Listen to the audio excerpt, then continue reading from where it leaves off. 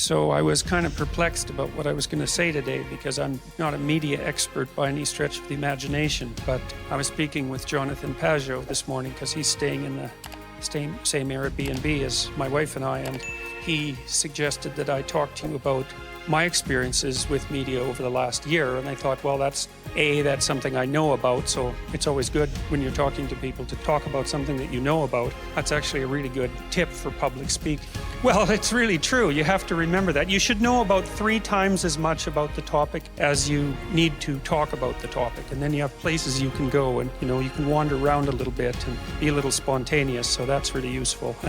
But then I also thought that makes sense because nobody knows anything about the situation with regards to the media now. And so we're all feeling our way because the technological transformations are so rapid, and they're going to come one after the other in the next 10 years. I don't think we can even imagine what's coming down the pipes, and we're all struggling to keep up. And we don't even know how much of the current state of more radical political polarization is actually a secondary consequence of technological transformations that we don't understand. Because I was thinking today about Facebook and about Twitter and about YouTube and about the idea that people are in an echo chamber, and I'm not really sure that's the right metaphor. I think we might be in an amplifier rather than an echo chamber.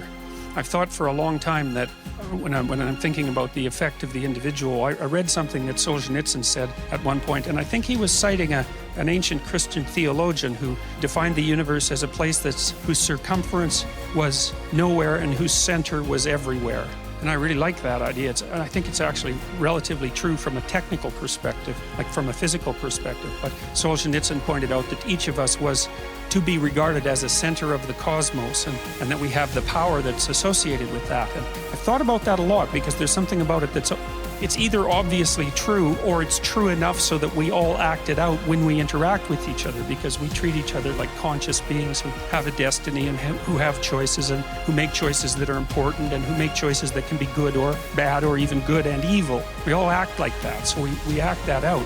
And I was thinking that you can think of network models in that way, You can think of human beings as like 9 billion dots in a row, and there's no connections between the dots, and then you're sort of like a dust mote in the wind, and who the hell cares what you think anyways, and you don't have any impact on things. Or you can recognize that you're at the center of a networked system, and that you know 1,000 people, or you will in your lifetime, or perhaps more than 1,000 people, and then they know 1,000 people, so you're separated by 1 person from 1,000,000 and 2 people from 1,000,000,000. And that's a much better way to think. And we are seriously networked together, and we're networked together more now than we ever have been. And so one of the things that might mean is that the choices you make are amplified and distributed not only far faster than they ever have been, but with far more impact. And, one of the things that Carl Jung pointed out was that he had this idea that when science, alchemy is the root of science. In some sense, it's the dreamlike substrate out of which science emerged. And alchemy was a kind of a weird admixture of religious thinking and scientific thinking, because those two things hadn't been differentiated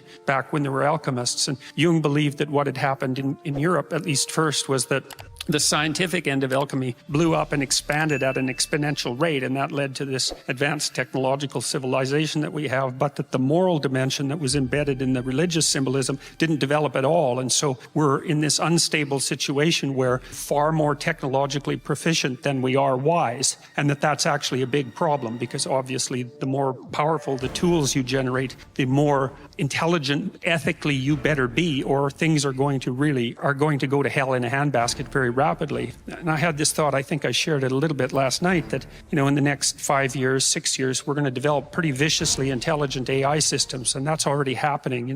They're monitoring YouTube, and they're monitoring Facebook, and they're monitoring Google, and they're trying to make ethical decisions, these AI systems. And the problem is that the ethical presuppositions of the programmers are being embedded into the infrastructure of the net.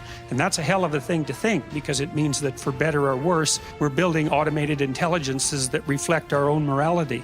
And we better be very careful about what our morality is if we're going to automate it, because automated systems are incredibly powerful. So that's where we're at least to some degree, in terms of the new technological transformations in communication technology. It puts each of us at the at the center of a wide web of connections and makes the consequences of our moral decisions much more immediately manifest to each of us. It kind of begs the question too, like, how should you behave on Facebook and how should you behave on Twitter? I think Twitter drives me a little bit crazy. I'm on it a fair bit. I'm not sure it's a good thing. And I tend to distribute things that are alarming, let's say, in some sense. Maybe they are alarming ideologically, they're disturbing.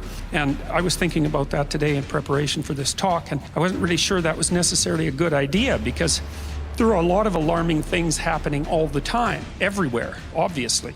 And now we can share all of them, always, all the time. And so that means that instead of hearing about one alarming thing a day, you're hearing about like 500 alarming things a day. And so then what are you supposed to do about that? Does that indicate that there's a state of emergency? Well, you don't know, because you don't know how to calibrate the information. So I was thinking, well, maybe the right way to behave on Twitter is only to forward good things that are happening, because there's lots of good things that are happening. But I actually don't know the answer to that. I have no idea, and I don't think anybody else does either.